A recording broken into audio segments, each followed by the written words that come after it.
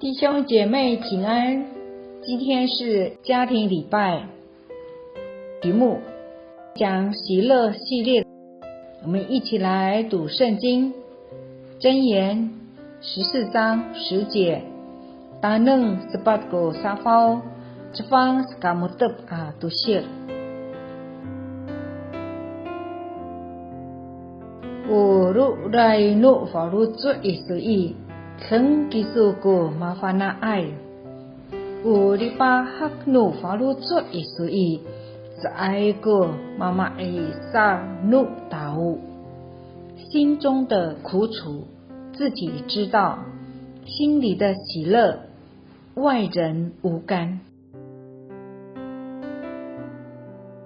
通过信心的火炼试验的方法，只有你自己明白。有时候别人来安慰你，你觉得他们并不了解，因为你心中的苦楚只有你自己知道。可是在试炼中，你一样可以有喜乐，而且这种心里的喜乐外人无干，因为这是在你里面的喜乐，别人无法了解。为什么你在试炼之中仍然有喜乐？这节经文有人这样翻译：心中的喜乐别人没有办法分享，这存在你里面的喜乐是属于你的，别人没有办法分享。你要在试炼中学习与神合作。怎样合作？就是用信心赞美神，等候神，亲近神，用信心来抓住耶稣。即使有的时候暂时忧愁，但是你要相信万事都互相效力，叫爱神的人得益处。你只要愿意相信神的话是真实的，比我目前所看见的环境更真实。我相信神，我要坚信依赖主，然后用信心伏在神所量的环境中，学习回到里面，更深的隐藏在神的同在中，进入安息。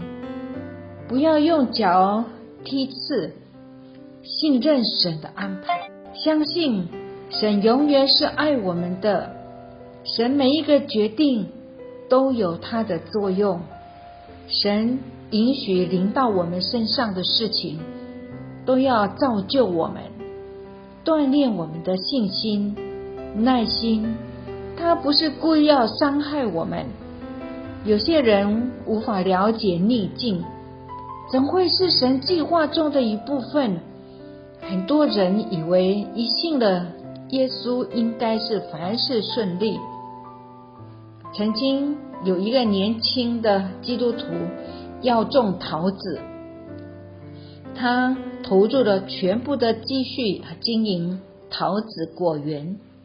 那一年桃树长得非常好，树上结了很多的果实，可是没想到突然下起严霜了，把他丰收的美梦都毁掉了。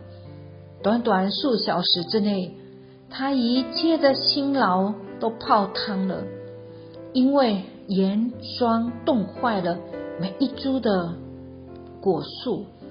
遇见这个打击，他就再也不去教会聚会敬拜神了。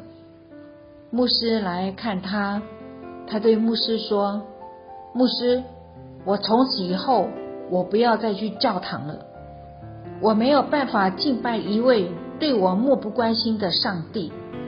他竟然让严霜冻坏我所有的桃子树。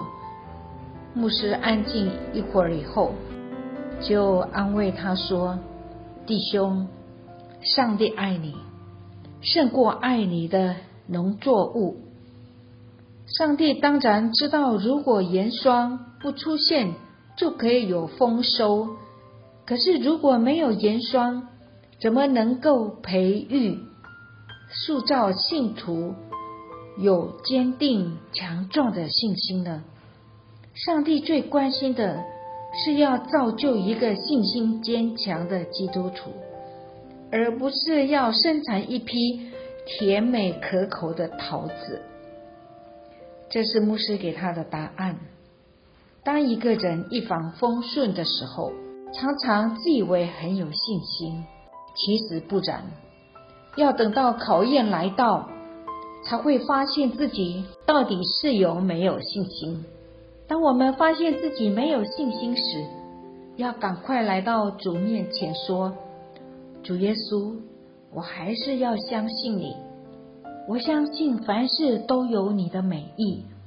当你遇见试炼，觉得完全喜乐不起来，可是你知道不信是犯罪，所以学习用信心，单纯的信，继续走属天的道路。如果没有经过这种信心的旅程，你很难达到属灵的高峰。十字架的道路是一条有试炼的道路，但也是有永恒价值的道路。你会遇见两种的属灵经历，有时候神会给你第一种属灵经历，充满了喜乐，充满了爱。